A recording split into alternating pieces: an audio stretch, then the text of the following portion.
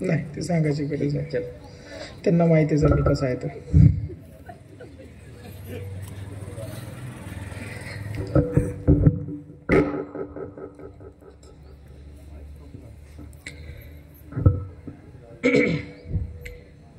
सह्याद्रे शिखरे रम्यं अनुसयात्रिनन्दनं तं वन्दे परमानन्दनं श्रीदत्तात्रेयं जगद्गुरुं श्रीदत्तात्रेयं जगद्गुरु श्री दत्तात्रेय महाराज की जय. महानुभव पंथीय श्री दत्तप्रभू सेवा मंडळ वडाळा पैकू तालुका चिमूर जिल्हा चंद्रपूर द्वारा आयोजित श्री दत्त जयंती महोत्सव वर्ष 37 या समितीच्या माध्यमातून श्री दत्त जयंती महोत्सवाच्या निमित्तानं ही होत असलेली धर्मसभा आणि या धर्मसभेचे अध्यक्ष परमादरणीय परमश्रद्धेय प्रातस्मरणीय मला घडवण्यामध्ये ज्यांचा सिंहाचा वाटा आहे असे माझे गुरुवर्य महंत श्री खंदारकर बाबाजी, त्याचप्रमाणे परमादरणीय परमश्रद्धेय प्रातस्मरणीय महंत श्री मायराज बाबाजी कारंजेकर, त्याचप्रमाणे परमादरणीय परमश्रद्धेय ईशाधिष्ठित हंसराज दादाजी खंदारकर, त्याचप्रमाणे पूजनीय श्रद्धेय ईशाधिष्ठित नरेंद्र दादाजी पंजाबी, त्याचप्रमाणे ईशाधिष्ठित राजेंद्र दादाजी सेवातकर आणि या कार्यक्रमस्थळी उपस्थित झालेले आपण सर्व. मी मगांपासून पाहतोय की तुम्ही जरी इथे बसलेला आहात पण अनेकांच्या चपलेतलं मन काही अजून गेलेलं नाही आहे, कारण खूप जणांच्या चपल्या एकतर खुर्ची खाली आहेत, नाहीतर खुर्ची जवळ आहेत, नाहीतर पायात आहेत. बरोबर आहे. ए दीदी तुलाच म्हटलं मी, आहे ना चप्पल बाळा, काढून बस ना इकडे, खाली बस ना इकडे, माझ्या पुढे बस, इकडे ना, खाली बसता येते ना तुला. काय ना, ज्यांच्या कुणाची मुलगी असेल, बरोबर, जेव्हा तुम्ही मुलांना कार्यक्रमात आणता, मला असं वाटतं ही गोष्ट स्पेशली त्यांना सांगायला नको, ती समजली पाहिजे. परंतु ती समजणार केव्हा? तुम्ही याच्यावर चिंतन करा की ती समजणार केव्हा. भगवद्गीतेमध्ये म्हणतात, यद्ददा चरती श्रेष्ठ स्तत्त तेवे तरोजना सयत प्रमाणम, पुढे आहे. तिथे असं सांगतात की ज्याप्रमाणे श्रेष्ठ वर्ग, श्रेष्ठ वर्ग म्हणजे कोण? श्रेष्ठ म्हणजे कोण? मुलाबाळांसाठी कोण श्रेष्ठ असतं? आई बाबा. यस, आई बाबा. मग मुलांसाठी आई बाबा जे श्रेष्ठ आहेत ते जसं वागतील तसंच मुलं वागणार आहेत. तुमची कॉपी आहे ना ते, कारण ती तुमचीच लेकरं आहेत, बरोबर. म्हणून तुम्ही ज्याही पद्धतीनं वागणार आहात त्याच पद्धतीनं तुमचे मुलं वागणार आहेत. मग जसं आता प्रास्ताविकातून म्हटलं गेलं, आणि मला असं वाटतं की मी आयोजकांना एक प्रश्न विचारतो.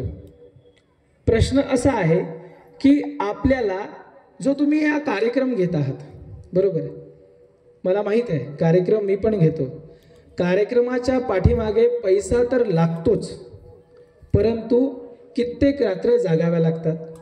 आपल्या प्रपंचाची कामं बाजूला ठेवून, घरचं सिलेंडर असते, घरची गॅस असते, लाईट बिल असते, छोट्या छोट्या गोष्टी आहेत. कारण जसं तुमचं घर आहे, आमचंही आश्रम आहे, तुमच्या घरी ज्या वस्तू लागतात त्या आश्रमातही लागतात. हे सगळं बाजूला ठेवून आपल्या धर्माचा कार्यक्रम झाला पाहिजे याच्यासाठी वेळ देणं ही साधी गोष्ट मुळीच नाही. तुम्हाला असं वाटतं की नाही हे करतात, हे अध्यक्ष आहेत म्हणून करतात, नाही, त्यांना कामं नाहीत का? आज त्यांचं दुकान बंद आहे की नाही? मग किमान आज लग्न पण आहे, मी बघितलं. विचार करा तुम्ही, म्हणजे छोट्या छोट्या गोष्टीतून एखाद्याच्या हृदयामध्ये धर्म किती महत्वाचा आहे. काही फार मोठं विचार करायची गरजच नाही आहे, छोट्या छोट्या गोष्टींचा विचार करा. आज त्या माणसाचं दुकान बंद आहे, धंद्याची वेळ आहे. विचार करा, किमान दिवसाला 2,000 रुपये 3,000 रुपये तर होत असतील नफा, बरोबर? आणि तो 2-3 हजार रुपये नफा सोडून आज ते इथं बसलेले आहेत. एक नुकसान केलं त्यांनी व्यवहारातलं. दुसरं नुकसान असं, हे एकाच दिवसाचं झालं ना, हे गणित एकाच दिवसाचं आहे. पण हा कार्यक्रम तुम्ही सगळे जमण्यासाठी किमान 10 दिवस तर त्यांनी खर्च घातले असतील. मग 10 दिवसाचा तुम्ही हिशोब करा. काही तर त्याग आहेच की नाही. हा एकाच माणसाची गोष्ट आहे, असं नाही म्हणत की बाकीचे व्यक्ती. आता कसं आहे, हे बोलतात म्हणून आम्हाला हे दिसतात, परंतु जरी हे तोंडानं बोलत असले पण पाय त्यांचे त्यांना उभं ठेवतात की नाही, बरोबर? मग त्यांचे हात कोणीतरी वेगळे आहेत, त्यांचे पाय कोणीतरी आहेत. त्या सगळ्यांना सांगतो आणि त्या सगळ्यांचं अभिनंदन करतो आणि तुम्हालाही सांगतो ह्या गोष्टी, की हे सगळं करण्यापाठीमागे आपली भूमिका काय आहे. माझा हा प्रश्न आहे तुम्हाला, भूमिका काय आहे? तुम्ही का बरं हा उद्देश घेऊन हा कार्यक्रम, कोणता उद्देश घेऊन करता? मी प्रश्न विचारतो, मला सरळ 2 शब्दात उत्तर द्या. असं, बरोबर. हा महानुभाव पंथ चिरंतन टिकायला पाहिजे. मग आता विचार करा, हा चिरंतन टिकेल कसा? कारण कुठलाही रोग असला, बरोबर, रोग तर लागलेलेच आहे तुम्हाला, आम्हाला, धर्माला, नात्याला, प्रत्येक गोष्टीला रोग लागले. कारण कली म्हणजे आकळीले ब्रह्मविद्या आहे.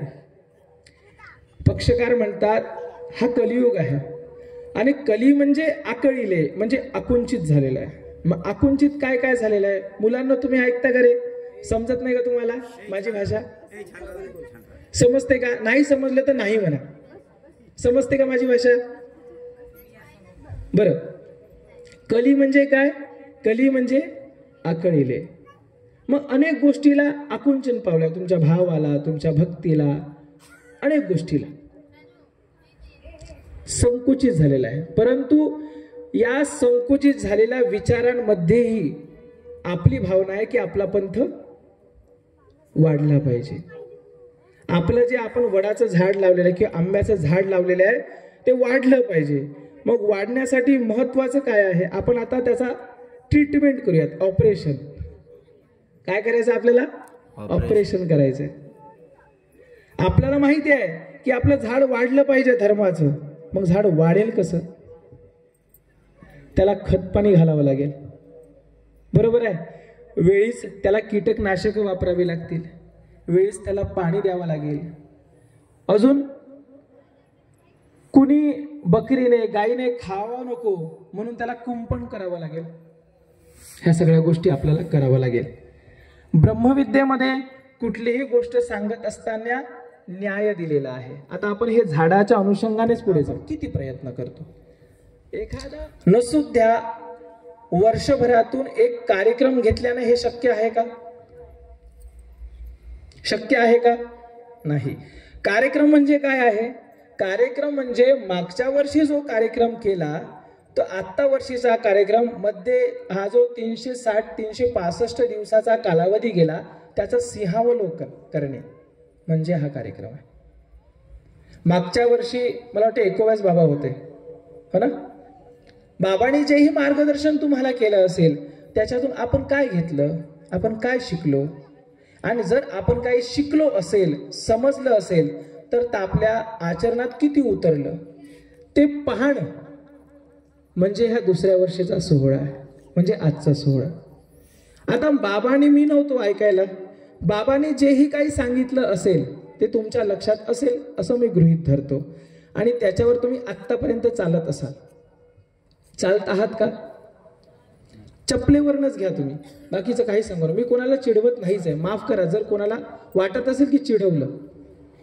फार लहान लहान गोष्टी आहेत म्हणून म्हणतो ना, मी तुम्हाला ब्रह्मविद्या सांगतच नाही, कारण ती तुमच्या कानात उतरणारच नाही. बरोबर आहे. इथं तुम्हाला धड चालताच येत नाहीये, तर मी तुम्हाला धावायला शिकवतोय. पहिले चालायला तर शिका, नीट उठून बसायला तर शिका. आज आपण धर्म विस्ताराच्या गोष्टी करतोय, बरोबर. मी चिमूरमध्ये काही जणांच्या घरी फिरलो, वडाळ्यामध्ये काही जणांच्या फिरलो. काहींच्या घरच्या देवपूजा पहा आणि काहींच्या घरच्या देवपूजा पहा. मी उदाहरण देत नाही, कारण तुम्ही म्हणाल की नाही तुम्ही त्यांच्याकडे जाता तर तुम्ही त्यांचीच प्रसिद्धी करता, असं होईल. परंतु तुमच्या आजूबाजूचे जेही घरं आहेत, बरोबर आहे, त्यांच्या घरी जा एकदा आणि सर्वेक्षण करा की माझ्या घरची देवपूजा आम्ही कशी ठेवतो, इतरांच्या घरची देवपूजा कशी राहते. हे का बोलतोय मी, कशासाठी बोलतोय? जेव्हा आपण धर्म विस्ताराच्या गोष्टी करतो ना, तर आपण खोलात गेलं पाहिजे. आपण संरक्षण करतो का, कूप काठी लावतो का, खतपाणी घालतो का? नुसतं वर्षातून एकदा कार्यक्रम घेऊन आपलं काहीही होणार नाही. कारण काय होईल? पैसा वाया जाईल, वेळ वाया जाईल, दुसरं काही होणार नाही. मग हे सगळे लोक राबत आहेत कशासाठी? तुमच्या आमच्यासाठी. कशासाठी? तुमच्या आमच्यासाठी. म्हणजे किमान घरातून इथं येऊन आपण 2 तासासाठी 3 तासासाठी बसू तर शकतो. जेवण तर तुम्ही घरीही बनवू शकता. जेवण तर इथं बनलेलंच आहे म्हणा, ती गर्दी होणारच आहे, यात काही शंका नाही. परंतु जे तुम्ही घरीही करू शकता त्याची अपेक्षा इथून केलीच पाहिजे असं नाही. हे कार्यक्रमात जेवण का बरं बनवल्या जाते? की तुम्ही सगळा वेळ इथं बसता, मग घरी जाऊन स्वयंपाक करायला वेळ लागतो, मग इथेच बुद्धीचंही खाजं घ्या आणि मनाचंही तनाचंही खाजं घ्या. म्हणून मग तुम्ही घरी हे सगळा स्वयंपाक करून खाऊ शकता, पण तुम्हाला इथं यायचं आहे कशासाठी? ह्याला जे खाद्य लागते आहे. धार्मिक संस्कारांचं बीजारोपण इथून होते आहे. कुठून होते आहे? इथून. इथून 4 साधू संत येऊन तुम्हाला धर्माचं ज्ञान सांगतात आणि ते ज्ञान तुम्ही घ्या आणि घेऊनच पुढील जीवनाची वाटचाल करा. आपण कारण जसं प्रस्ताविकामध्ये आहे की अगोदरच्या वक्त्याने एक बोलले की तरुणांवर बोलले. मीही तरुणच आहे, मी काय अजून म्हातारा झालेलो नाही आहे. तरुणांच्या मनात हा धर्म कसा रुजेल हे सर्वात मोठं प्रश्नार्थक चिन्ह आहे याच्यापुढे, आहे की नाही? मग तुम्ही ह्या छोट्या छोट्या गोष्टींचा विचार का नाही करत बरं आयुष्यात?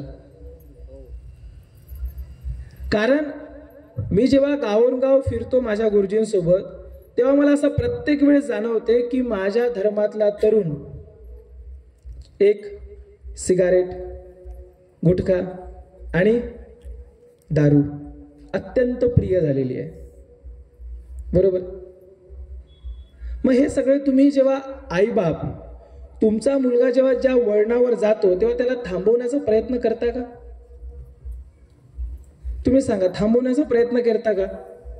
मला माहित नाही कुणाचा मुलगा काय खातो काय पितो, मी सामान्यतः जनरल बोलतो.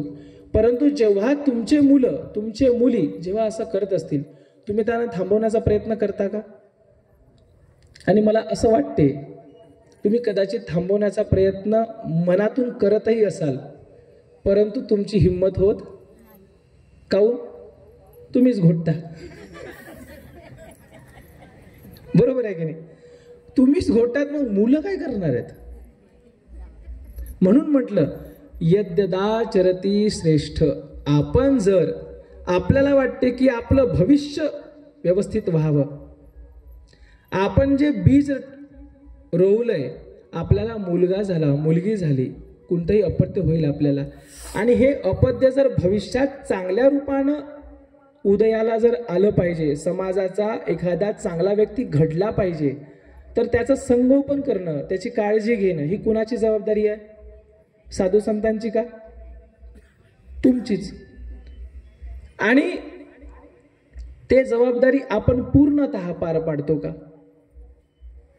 हे यासाठी मी तुम्हाला सांगत आहे की आज श्री दत्त जयंती महोत्सव आहे आणि जेव्हा आपण श्री दत्त जयंती महोत्सव साजरा करतो तेव्हा श्री दत्तात्रेय महाराजांची शिष्य आहे, तिचं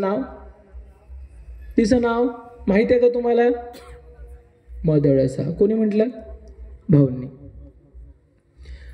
मदळसा नावाची स्वामींची आपले श्री दत्तात्रेय महाराजांची शिष्य आहे. ती राणी आहे. तिचे 6ही मुलं जन्मापासूनच तिने संन्यासी केलेत. म्हणजे जेव्हा तुम्ही तुमच्या मुलाला पाळण्यात टाकता तर तुमच्या मनात पाळण्यात टाकत असताना विचार काय येतो? आता आमच्याही आश्रमात लहानसं बाळ आहे, अडीच वर्षाचं, 2.25 वर्षाचं. त्यालाही पाळण्यात टाकताना त्याच्यासोबत वेळ घालवताना आम्हालाही त्याच्या भविष्याची चिंता होतच असेल, जशी तुम्हाला होते. कारण तुम्हाला मन आहे तसंच आम्हालाही मन आहे. परंतु स्वामी काय विचार करतात? माया बहिणी असंशिती, आमचा दांडिये डोळीये काही जाईल, आणि परमेश्वर असंशिती. परमेश्वराला काय वाटते? परमेश्वराला वाटते हा कटम कटी मार गौरी कपाटी ऐसा काही असेल.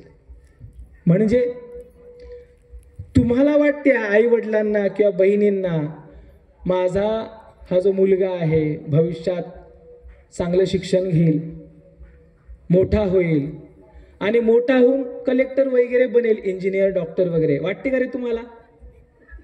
तुम्हाला काय वाटते? काय बनलं पाहिजे आपण? अरे ए दादा काय वाटते? काहीच नाही वाटत का रे? शून्य आहात का तुम्ही? हा? अरे अल्लू अर्जुन तर बनावंसं वाटत असेल ना,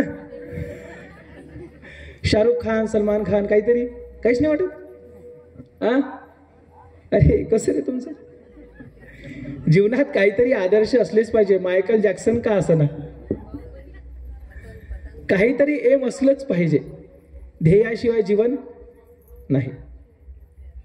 तुम्ही मायकल जॅक्सन जरी म्हणत असाल, पण मायकल जॅक्सनने सुद्धा डान्स शिकण्यासाठी रात्रंरात्र एक केलेली आहे.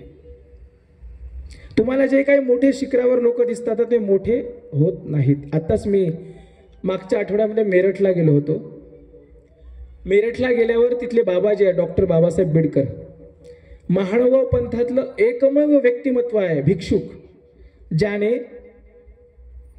शास्त्रामध्ये म्हणजे इतर साहित्यामध्ये PhD आणि DLiT मिळवलेली आहे. एकमेव व्यक्तिमत्व संपूर्ण महानुभाव पंथात. आजही दुसरा व्यक्ती झालेला नाही आहे. आपले गेडाम साहेब होते DLiT, परंतु ते भिक्षुक नव्हते. आमच्यासारखा एक व्यक्ती रे डॉक्टर बाबासाहेब बिडकर, ते महाराष्ट्रातले. त्यांची जीवनगाथा जेव्हा मी लिहिली त्यांना विचारून, माझ्या लक्षात असं आलं, तिथे ते लोक बोलत होते, बाबाजी कितने सुंदर हिंदी बोल लेते हैं. आम्हाला तिथे बोलायला उभं केलं. आता आमची हिंदी अशीच, ना धड मराठी जमत, ना धड हिंदी जमत, इंग्रजी तर पत्ताच नाही. अशी तिथे बोलायला उभं केलं. कशी तरी प्लस मायनस करून बोललो. तिथले एक व्यक्ती म्हणाले की बाबासाहेब किती सुंदर हिंदी बोलतात, आणि खरंच फार सुंदर. त्यांनी हिंदीमध्ये लीळाचरित्राचं निर्माण केलं आणि अत्यंत साहित्यिक भाषा आहे ती. लोक प्रशंसा करतात त्यांच्या हिंदीची. परंतु मी म्हटलं, तुम्ही आत्ता प्रशंसा करतात बिल्डिंग बांधून झाल्यावर, पण बिल्डिंग बांधण्यासाठी ते हिंदी शिकण्यासाठी त्यांनी किती परिश्रम घेतले. त्यांचं जीवनचरित्र लिहत असताना मला असं लक्षात आलं की ते एमफिलला होते. एमफिलला असताना जो त्यांचा मार्गदर्शक होता, त्या मार्गदर्शकाने कित्येक त्यांचे पेपर्स फाडून फेकले. का? तुला हिंदी लिहिता येत नाही म्हणून. त्यांनी म्हटलं सलग 1.5 वर्ष कंटिन्यू मास्तरनं अशी शिक्षा दिली. 1.5 वर्ष कंटिन्यू थिसिस त्यांच्याकडे लिहून दिला एमफिलचा, फाडला ना फेकला. काऊ? तुझं हिंदी बकवास आहे. मग डिमोटिवेट कसे होत असतील लोक, पहा तुम्ही. एक व्यक्ती जो महाराष्ट्रातून मेरठमध्ये जातो, तत्वज्ञानामध्ये एमफिल करण्याचा प्रयत्न करतो आणि एखादा मार्गदर्शक त्याचे थिसिस फाडून फेकून देतो का त्याची भाषा चांगली नाही म्हणून. आपल्यासारखा माणूस असता तर 2-4 महिने प्रयत्न केलास, हट म्हणलंस हे जमत नाही आपल्याला, आपण चाललो महाराष्ट्रात मराठीतून करू. पण नाही, ही असते जिद्द. आज लोक म्हणतात की त्यांची भाषा खूप चांगली आहे, परंतु 1.5 वर्ष त्यांनी जे फाडून डोळ्यासमोर फेकले ना, त्याचा त्रास त्यांना किती झाला असेल तुम्ही विचार करा. हे आहे मोठेपण. एखादा तुम्हाला बंगला दिसत आहे, मोठेपण दिसत आहे, ते फुकटात मिळत नाही. म्हणून आपल्याला जर वाटत आहे की आपला धर्मरूपी जो वृक्ष आहे तो जर मजबूत झाला पाहिजे असेल, विस्तृत झालं पाहिजे असेल, तर तुम्हाला त्या बुडातून काळजी घ्यावीच लागणार आहे. ज्याप्रमाणे कुणी घेतली, मदळसा राणीने आपले 6ही पुत्र तिने देऊन दिले, श्री दत्तात्रय प्रभूंच्या चरणी अर्पण केले की हा संसार नश्वर आहे, इथे राहून कुणाचा काही उपयोग नाही, तुला परमेश्वराच्या चरणी. म्हणजे श्री दत्ती नव्हतं तेव्हापासून, बरं का, तेव्हापासून तिने ते संस्कार दिले. जसे तरुण वयात मुलं आले त्यांना राज्याची आसक्ती राहिली नाही, ते गेले श्री दत्तात्रय प्रभूंच्या चरणी. आता हे सगळं प्रसंग राजा आपल्या डोळ्यानं पाहत आहे. आता जशी आपली गत होते की माझी प्रॉपर्टी इतकी मोठी सांभाळून मी तयार तर केली, आता सांभाळणार कोण? पै पै बाप आई गोळा करतो. कोणासाठी? स्वतःसाठी नाही बरं. आई बाप स्वतःसाठी पैसा गोळा करत दुसऱ्यासाठीच. दुसरं म्हणजे कोण? येणारी पिढी. राजाने इतकं सगळं वैभव कमवल्यानंतर त्याला वाटलं की एवढं सगळं तर कमवलं, पण आता उपभोग घ्यायला मुलगाच नाही. मदळेसला मग राजा म्हणतो की तू 6 मुलं श्री दत्तात्रय महाराजांना अर्पण केले, ठीक आहे, काही हरकत नाही, मी काही बोललो नाही, परंतु आता हा जो मुलगा आहे, एक तरी मुलगा या राज्याच्या सेवेसाठी ठेव. तिने म्हटलं आपल्या मालकाने स्पष्ट सांगितलंय आणि मालकाची जर इच्छा आहे तर ठीक आहे. तिला माहित होतं की परिणाम काय आहे, किंवा मग राज्य तर नश्वरच आहे ना, ईश्वराचं पद हेच श्रेष्ठ आहे. म्हणून जो आपला पॉइंट आहे कोणता? धर्माचा प्रचार प्रसार. पण मला हे म्हणायचं आहे की ज्याप्रमाणे मदळसाचं म्हणणं काय होतं की हा प्रपंच नश्वर आहे, धर्माचा प्रचार प्रसार झालाच पाहिजे, यात काही शंका नाही, परंतु नुसता धर्माचा प्रचार प्रसार होऊन उपयोग नाही.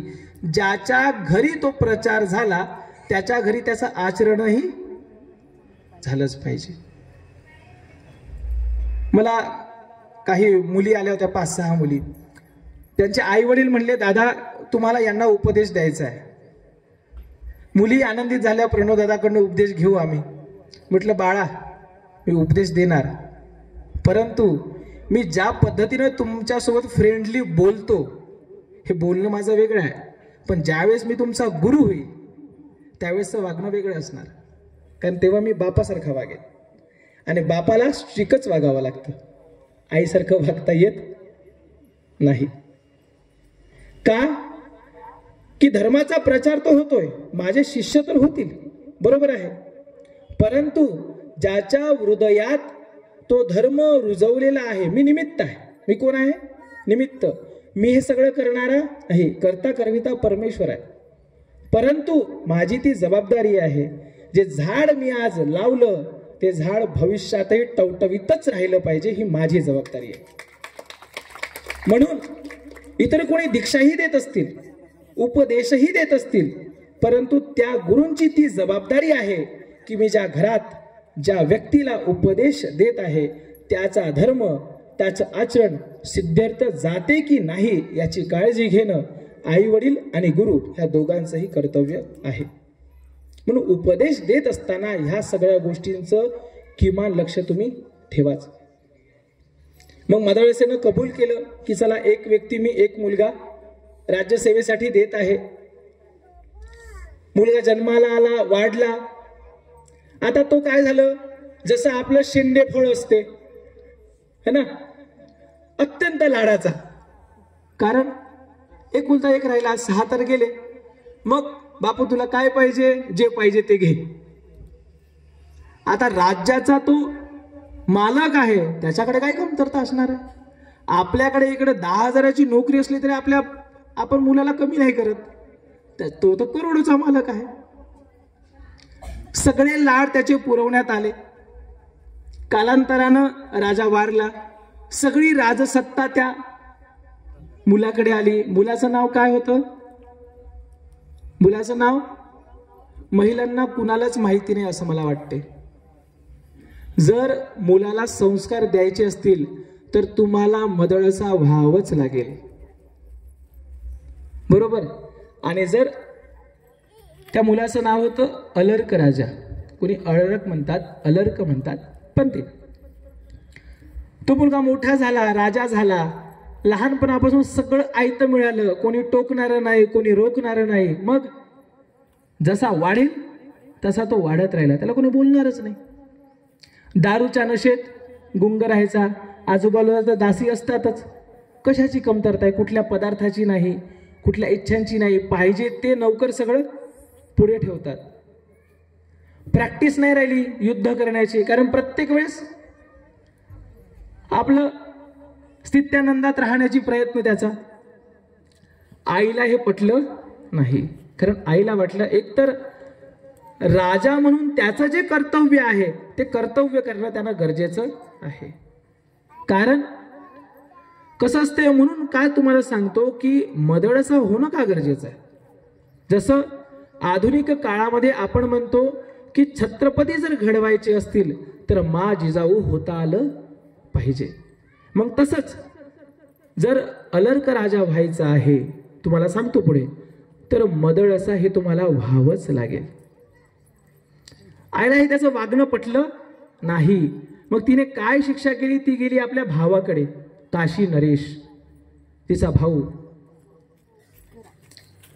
आणि जाण्याच्या अगोदर तिनं काय केलं, एक ताईत घेतलं.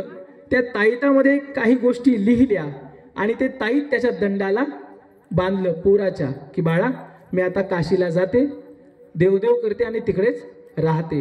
परंतु जे दंडाला बांधले जे ताईत आहे ना, हे तू आता काही सोडू नको, त्याला पाहूही नको याच्यात काय लिहिलं आहे ते. परंतु जेव्हा तुला असं वाटेल की जीवन जगण्याची सगळी दारं जेव्हा बंद झाली, तुला कुठलाच पर्याय राहणार नाही, तेव्हा ते चिठ्ठी उघडून तू पहा. आणि ते भेट देऊन राणी मदळसा राणी निघून गेली. भावाकडे गेली. आपल्या भावाला सांगते की बंधुराया, तू आता एक काम कर, माझा जो मुलगा आहे अलर्क, त्याच्या राज्यावर आक्रमण कर. असं कोणी सांगणार का? कोणी सांगणार का असं? तुम्ही म्हणणार का तुमच्या मुलानं जर एखादी चूक केली, तुम्ही तुमच्या भावाला किंवा शेजाऱ्याला म्हणाल का जा माझ्या मुलाला कानफडात हाण म्हणून? तुम्ही तर चूक असेल तरी लपवाल.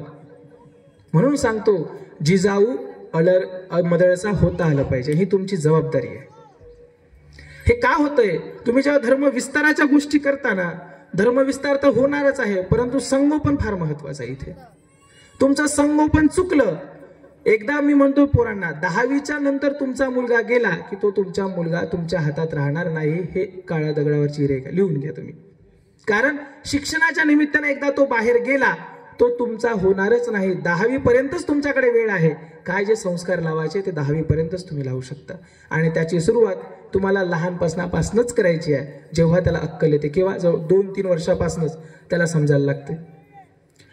मदळसा राणीने सांगितलं की तुला आक्रमण करायचं आहे. भाऊ म्हणतो, अरे माझा भाचा आहे तो, त्याच्यावर कसं काय आक्रमण करू?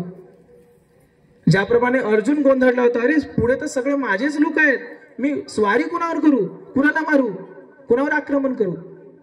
तुम्ही जरा तुमच्या लहानच्या लाडक्या मुलावर हात उगारताना 1 सेकंद तर विचार करालच. गालापर्यंत हात जाईल पण गालावर पडणार नाही, कारण ही ममता आडवी येते. आणि जर तुम्हाला चांगलं घडवायचं आहे तर तुम्हाला गालावर मारावंच लागेल, तेव्हाच त्याची नशा दूर होणार. काशी नरेशनं राज्यावर आक्रमण केलं. हा आपला धुंदीत होता, याला काही सावरता आलं नाही. यानं कसावसा आपला घोडा घेतला आणि पळायला लागला. कित्येक दिवस पळाला. राज्य इकडे मामाने हस्तगत करून घेतलं. सगळं प्री प्लॅन होतं अगोदरच, काय करायचंय काय करायचं नाही आहे. हा इकडे पळायला लागला, जेवायला अन्न नाही, राहायला घर नाही. कालपर्यंत मस्त मौसूद गादीवर झोपणारा आता त्याला झोपायला साधं नरम गवत सुद्धा मिळेना. अशी परिस्थिती त्या अलर्क राजाची झालेली आहे. तहान लागली, पाणी नाही, भूक लागली, जेवण नाही, काहीच नाही, उघड्यावर राहणं. मग असंच राहता राहता राहता आता कित्येक दिवस गेले आणि दिवसानंतर अंगावरचे कपडे सुद्धा त्याचे मळाले, कुजलेत. कुजल्यानंतर असाच पडल्यानंतर ते दंडावरचं शर्ट, त्याचा जो काही पोशाख असेल तो फाटला आणि त्याला ते चिठ्ठी दिसली. आणि ते ताईत दिसलं, ताईत ते चिठ्ठी होती. त्या चिठ्ठी त्याला आठवण आली, अरे माझ्या आईने सांगितलं होतं की जेव्हा तुला अशी वेळ येईल ना तेव्हा ते चिठ्ठी उघडून पहा. त्याने चिठ्ठी उघडली आणि त्याच्यावर काय लिहून होतं, श्री दत्तात्रेय महाराजांना शरण जा. बस. आपण जे म्हणतोय ना धर्म विस्ताराच्या गोष्टी करतो, धर्म विस्तारासोबतच हे वाक्य लक्षात ठेवलंच पाहिजे प्रत्येक पालकाने. कारण धर्म विस्तार करतो कशासाठी आपण?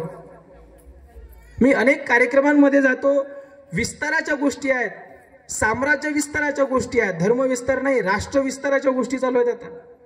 बरोबर आहे, राजकारण तुम्ही पाहतच आहात.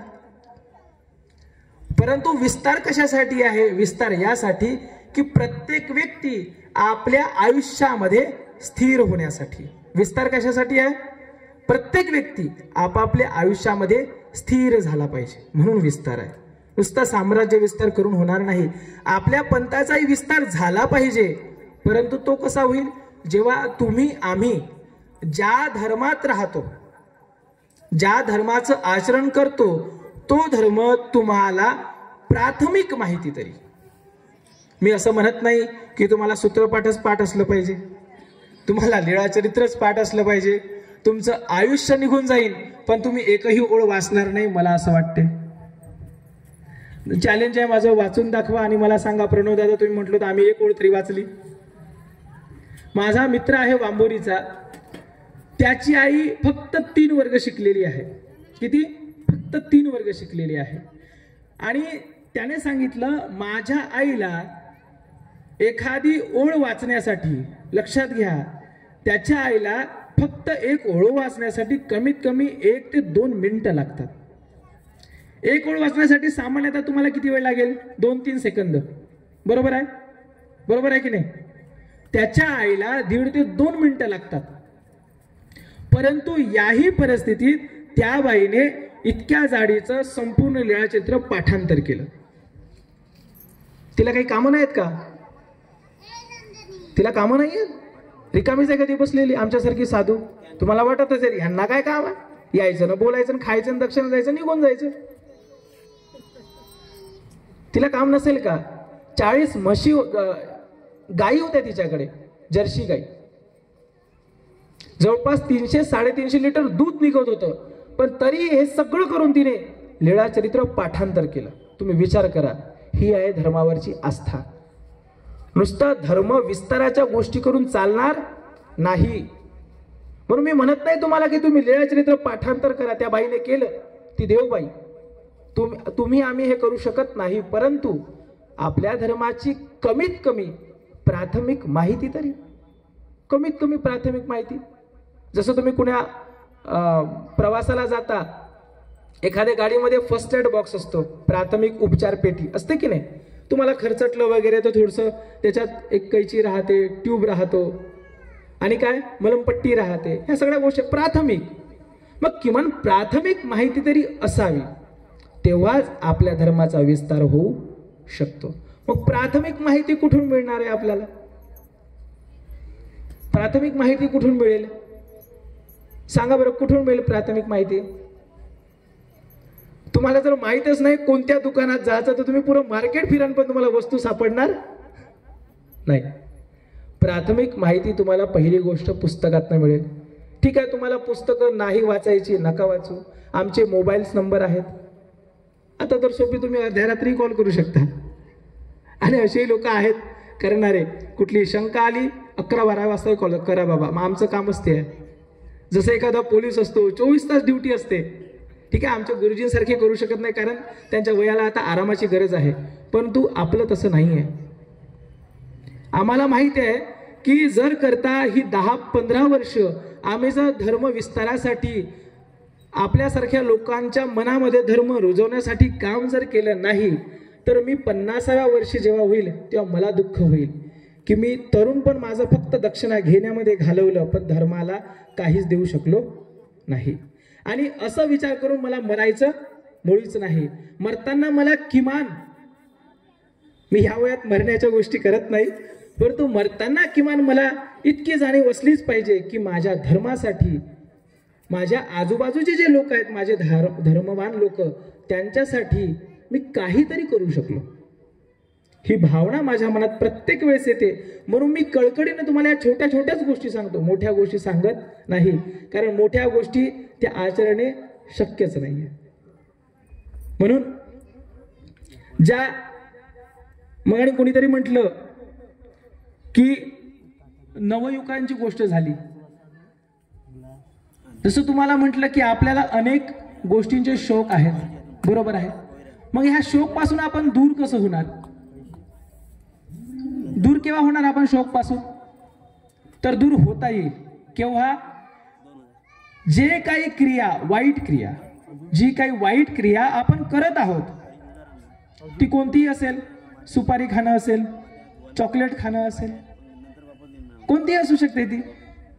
चॉकलेटही खाणं वाईटच आहे, कारण त्यानं काय होते? चॉकलेट खाण्याने काय होते सांगा ना रे. हा, अरे वा, माहिती आहे तुम्हाला? चॉकलेट खाल्ल्याने दात खराब होतात, मग ते आपल्यासाठी चांगली आहे का? मग किमान ही गोष्ट माहीत असणं गरजेचं आहे. आणि याचे परिणाम जेव्हा तुम्हाला माहित होतील, तुम्हाला आत्ता कळणार नाही, पण जेव्हा तुम्ही तुमचं काही वय निघून जाईल तेव्हा तुमच्या दाताला कीड लागेल, बरोबर आहे. जे आता तुम्हाला चांगले चांगले पदार्थ आईने बनवलेले खायला मिळतात ते खाता येणार?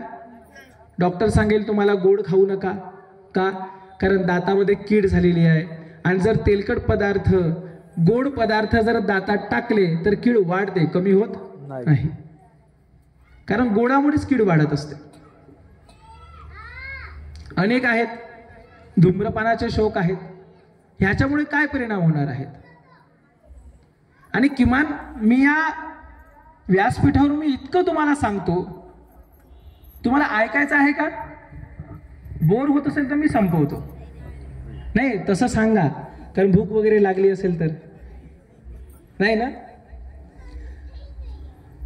जनरली आपण म्हणतो की आपला महानुभाव पंथाचा साधक असा असला पाहिजे, तसा असला पाहिजे. हो, हे सगळं बरोबर आहे, परंतु याही वेगळं. सर्वात महत्वाचं काय आहे? तर सर्वात महत्वाचं आहे तुम्ही एक व्यवस्थित व्यक्ती होणं. काय महत्वाचं आहे? व्यक्ती होणं महत्वाचं आहे. कारण स्वामी स्वतः म्हणतात मनुष्य मात्र होणी. तुम्ही जीवन जगताना, तर जीवन जगत असताना माणसासारखं जगा. तर माणसाचं लक्षण काय आहे? एखाद्याचं अंतकरण दुखवणे, एखाद्याला राग आला तर 2-4 कानफटात मारणे, असं माणसाचं लक्षण आहे का? मग माणसाचं लक्षण काय आहे? ज्याला आपण मानवता म्हणतो. आणि खरं सांगू का, साने गुरुजींनी जे सांगितलं, साने गुरुजी काय म्हणतात? खरा तो एकच धर्म जगाला, बस हाच खरा धर्म आहे. तुम्ही ज्या गोष्टी करतात ना, मोक्षाच्या, कैवल्याच्या, खूप काही गोष्टी बोलण्यासारख्या आहेत, परंतु प्रसंगाला अनुरूपच बोलावं लागतं. कारण जसं म्हणतात ना, अमेरिका आपल्यापेक्षा 20 ते 25 वर्षांना पुढे आहे, तसंच आपणही बाकीच्या धर्मांपेक्षा 50 वर्षांनी मागे आहोत. हे लक्षात घ्या. का मागे आहोत? की तुमच्याकडे सगळं आहे, परंतु मुलांना धर्माच्या 4 गोष्टी समजण्यासाठी, समजून देण्यासाठी वेळ मुळीच नाही. किमान स्वार्थासाठी तरी करा. आता स्वार्थ कसा? मी मागच्या 1 महिन्याच्या अगोदर एक पोस्ट वाचली होती. मुस्लिम संप्रदाय, बरोबर, मुस्लिम संप्रदायाचा एकही वृद्धाश्रम नाही. का? याचं कारण काय असेल? मुस्लिम संप्रदायाचा एकही वृद्धाश्रम नाही, याचं कारण काय असेल? आपले किती आहेत हिंदूंचे? गावागावात म्हणजे तालुक्यात तर आहेतच. का होतं बरं असं? आपण खूप मिरवतो ना, सत्य सनातन आमचा हिंदू धर्म, सनातन हिंदू धर्म म्हणतो ना. मग इतक्या जुना जर आपला धर्म संप्रदाय आहे, मग आपल्याला एवढंही कळू नये का की आई वडिलांची सेवा आपण स्वतः करायची असते की नाही का एका संस्थेनं करायची? एवढंही करू नये का? हे आपलं मागासले पण नाहीये तर काय आहे? ही आपली भिकारी आहे, ही आपली दरिद्री आहे की आपल्या आई वडिलांची सेवा आपण करू शकत नाही. आणि ही दरिद्री निर्माण कोणी केली? ही दरिद्री तुम्हीच निर्माण केली. मुस्लिम लोकांचे का बरं वृद्धाश्रम नाही आहेत? त्याचं कारण काय आहे? कारण त्यांना आजही त्यांच्या अल्लाची भीती आहे. आम्ही व्यवहार विशेषतः जो व्यवहार करायचा असला तो मुस्लिम व्यक्तीसोबत यासाठी करतो कारण ती व्यवहार करत असताना ते अल्लाला भितात. ते म्हणतात आम्ही जर चुकीचं वर्तन केलं, तुम्ही आम्ही तर सोडून द्याल हो, परंतु तो पाहत आहे. बरोबर आहे? कोठ्या घाटा केला, गोंधळ केला, तुम्हा आम्हाला नाही समजणार, परंतु एक शक्ती अशी आहे की तुम्ही कुठेही जा, तुमच्याकडे तिचं लक्ष आहेच. हे कशावरून सिद्ध होते? प्रेमानंद महाराज आहेत, तुम्हाला माहित आहे का प्रेमानंद महाराज? कोणाला माहिती आहे प्रेमानंद? कोणी मोबाईल्स वगैरे पाहत नाही का? बरं, विराट कोहली कोणाला माहित आहे? विराट कोहली सगळ्यांना माहित आहे. त्यांचे गुरु कोण? नाही माहिती का? अनुष्का शर्मा माहिती आहे का? अरे तुम्हाला ते माहित आहे, त्याचे गुरु माहित नाही आहे. हाच तर प्रॉब्लेम आहे आपला. परमेश्वराने धर्म सांगितला, परमेश्वराने आचरणे सांगितलं, परंतु आपण काय करतो? परमेश्वर असा आहे तसा आहे हे सांगणाऱ्यालाच देव मानतो. तसंच विराट कोहली माहिती आहे आपल्याला, अनुष्का शर्मा माहित आहे, पण त्यांना जे शुद्ध आचरण करण्यासाठी जे मार्गदर्शन करतात ते गुरु तुम्हा आम्हाला माहित नाहीत. ते आहे प्रेमानंद महाराज. गोरक्ष तिकडे गोवर्धनकडे राहतात. त्यांनी बोलताना एका निरूपणामध्ये सांगितलं होतं, 2 संन्यास घेण्यासाठी व्यक्ती त्यांच्याकडे आलेत. संन्यास घेणारे व्यक्ती आले. त्यांनी म्हटलं की बाबाजी आम्हाला संन्यास घ्यायचा आहे तुमच्याकडे. ते म्हणाले बरं ठीक आहे, काही हरकत नाही. त्यांनी 2 नारळ दिले आणि हे नारळ घ्या म्हटलं. दोघांनाही दिले, पण एक अट घातली त्यांनी, हे नारळ तुम्ही अशाच ठिकाणी फोडा की ज्या ठिकाणी तुम्हाला कुणीही पाहणार नाही. आता विचार करा, व्यक्ती तितक्या प्रकृती, 2 वेगवेगळ्या प्रकृतीचे लोक, दोघांच्या हातात सेम नारळ दिला. अट काय? फक्त कुणी पाहणार नाही अशा ठिकाणी फोडा. साधी अट होती. आता प्रत्येक व्यक्ती आपापल्या बुद्धी कौशल्याने अर्थ लावतो, कुठं फोडायचं नारळ. दोघही घरी गेले. एखाद्यानं बस दरवाजे लावले, खिडक्या लावल्या, पडदे लावले आणि एकदम एका कोपऱ्यात अंधार केला. आम्हाला घरात जाऊन एका कोपऱ्यात नारळ फोडला. आजूबाजूला पाहिलं, कोणीच नाही. दुसरा एक व्यक्ती होता, त्यानेही तो प्रयत्न करून पाहिला. दोनही मग आपल्या गुरूंकडे आलेत. एका व्यक्तीनं तो फुटलेला नारळ, बाबा घ्या, मी अशा ठिकाणी फोडलं, तुम्ही जसं सांगितलं ना की कोणीच पाहणार नाही नारळ फोडताना, मी गेलो अशा ठिकाणी फोडलं. बाबाजी म्हणतात बरं ठीक आहे, काही हरकत नाही. दुसऱ्यानं नारळ आणलं, ते तसंच नारळ ठेवलं. ते पाहतात आणि म्हणतात अरे तू का नाही फोडलं नारळ? ते म्हणतात बाबा मी खूप ठिकाणी गेलो, घराच्या प्रत्येक कोपऱ्यात गेलो, गावात गेलो, खूप फिरलो, पण मला अशी एकही जागा भेटली नाही की जिथे कुणी पाहणारं नव्हतं. ठीक आहे, कारण इथे काय झालेलं आहे, इथे असं झालेलं आहे की जो व्यक्ती होता ज्याने नारळ फोडू शकला नाही, त्याला ती जाणीव होती. कोणती? की मी काहीही करेन तरी एक व्यक्ती अशी आहे की जी मला 24 तास पाहत आहे. मग किमान त्याची तरी भीती ठेवा ना. तुम्ही 4 दिवारीच्या आतमध्ये जेही करता, ठीक आहे, तुम्ही म्हणता दीवार को क्या कान होते है, पण डोळे नसतात ना.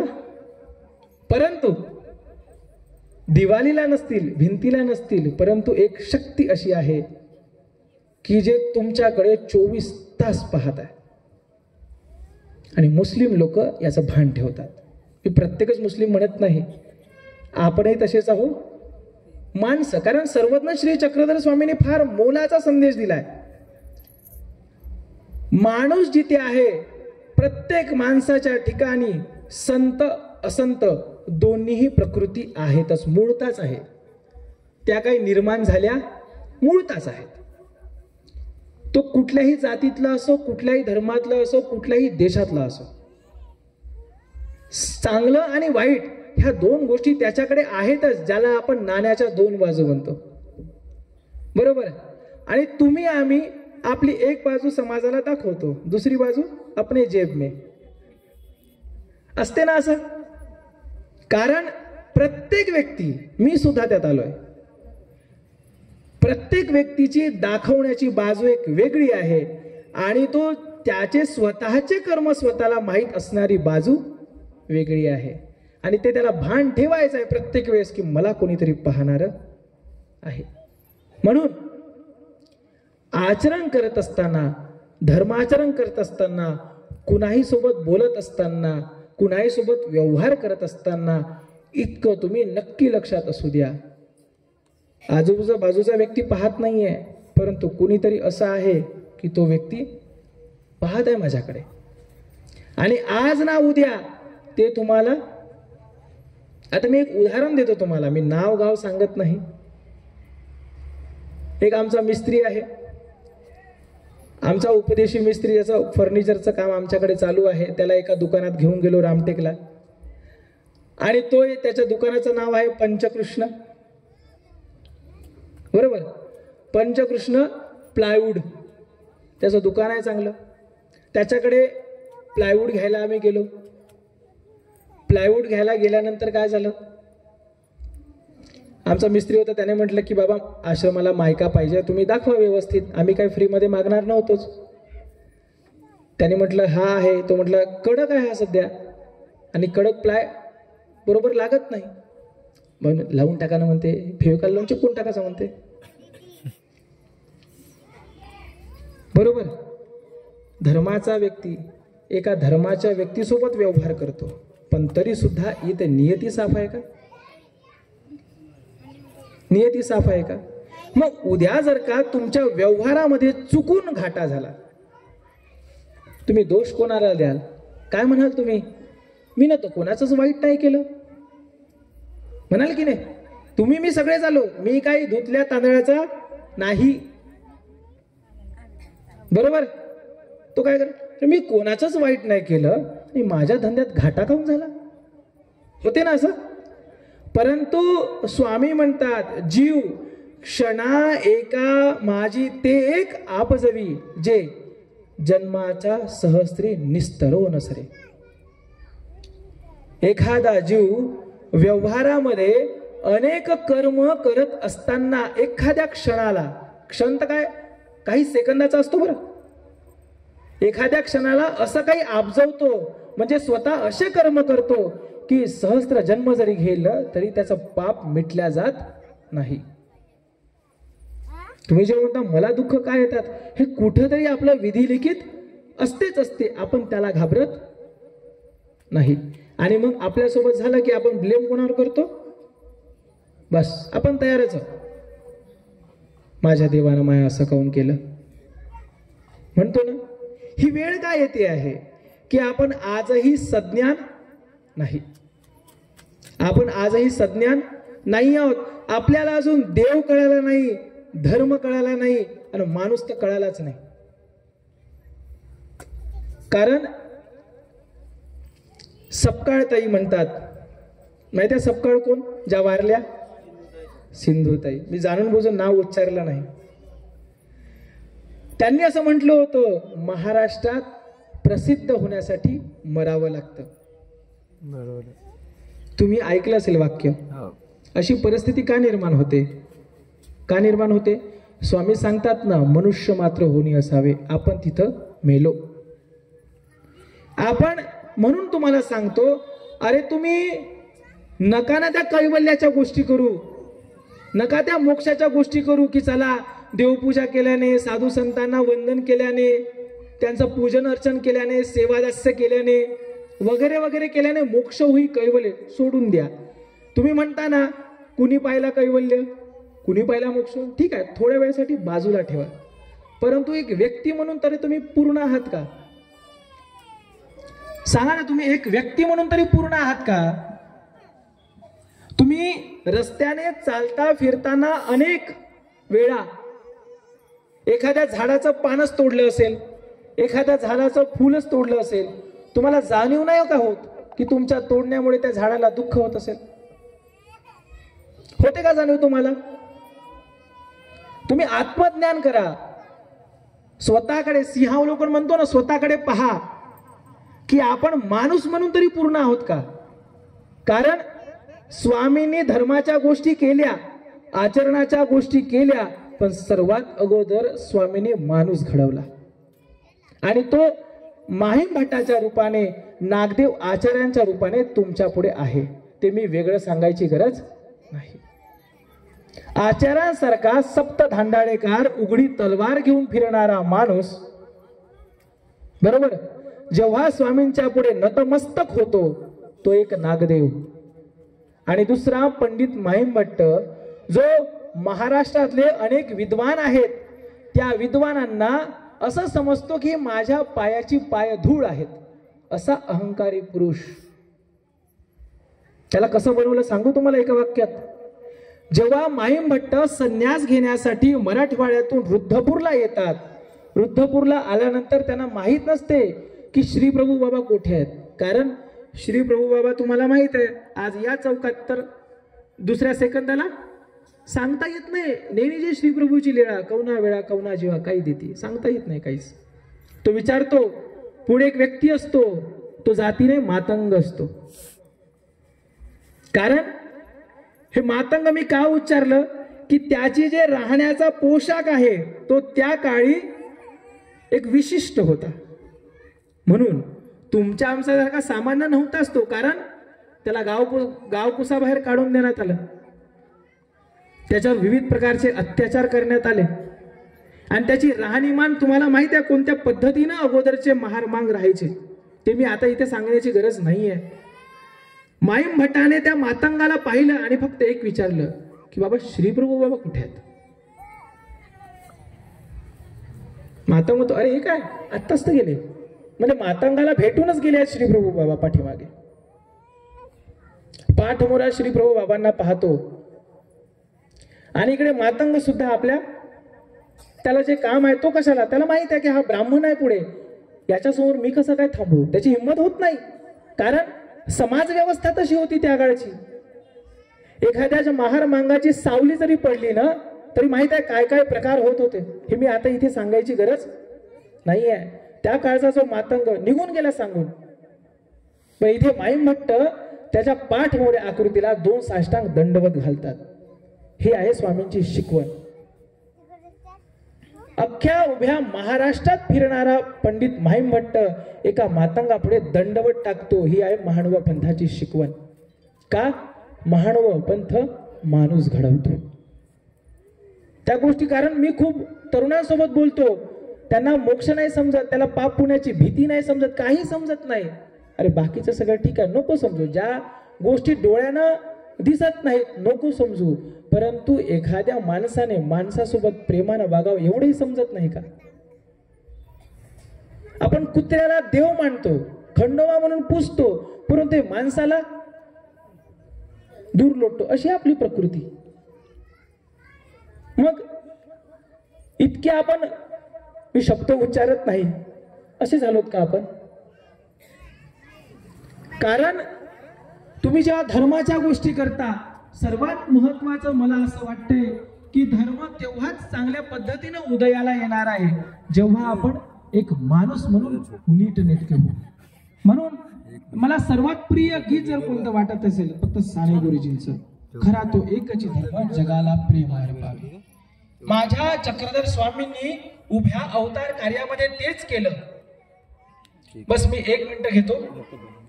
2 महिला भेटायला आल्या स्वामींना, घाई होती, पण स्वामी स्वतः आसनावरून उठून गेले. स्वामींची नम्रता पहा. आपण परमेश्वर समजतो त्यांना, ब्रह्मांड चालक साक्षात परमेश्वर. 2 भगिनी आलेल्या स्वामींना भेटायला, स्वामी उठून पुढे जातात. आपल्या घरी जर पाहुणे आले आपण पुढे जातो की नाही त्यांचा सन्मान करायला? स्वामी स्वतः पुढे जातात, पण जात असताना घाईमध्ये जे दरवाजा असतो वरचं, त्याला जे काही म्हणतात ते स्वामींच्या या ठिकाणी थोडं लागतंय. आता बाईसांना समजतंय, बाईसा ओरडते कोणाला? त्या बायांवर ज्या बाया स्वामीच्या दर्शनासाठी आल्या. मग स्वामी बाईसा ओरडत आहे, स्वामी काय म्हणतात? स्वामी असं म्हणतात की प्राणिया येथून जळता जावे तर निववा ते की.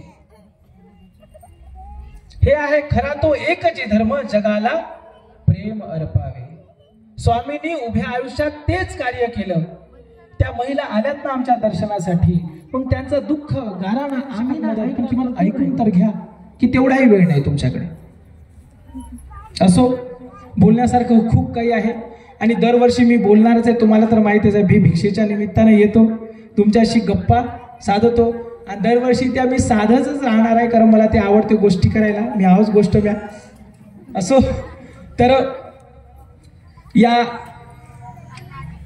संस्थेचे जे काही कार्यकारी मंडळ आहेत, आमचे बबनभाऊ बनसोड असतील, कैलासजी चौधरी असतील, माणिकजी टेंभुरकर असतील, वासनिक असतील, दत्तराज पाटील जे असतील, नरेंद्र भाऊ मला वाटते आहेत, नाही राजकीय माणसं आहेत, किंवा कुठून कसे जातील काही सांगता येत नाही.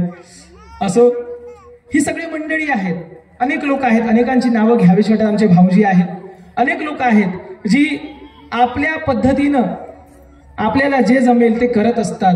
म्हणून ह्या सगळ्यांचं मी कौतुक करतो आणि परमेश्वराला विनंती सुद्धा करतो की यांच्याकडनं अशीच धर्मसेवा उत्तरोत्तर घडत राहो आणि जो धर्माचा वटवृक्ष आहे तो अनेक परिघामध्ये, ज्याप्रमाणे कलकत्त्याला म्हणतात वडांचा खूप जंगल तयार झाल्या, त्याप्रमाणे महानुभाव पंथाचा असा मोठा वटवृक्ष हो, पण त्यासाठी आपल्याला मुळाची काळजी घेणं गरजेचं आहे, हे विसरू नका. मी थांबतो. धन्यवाद.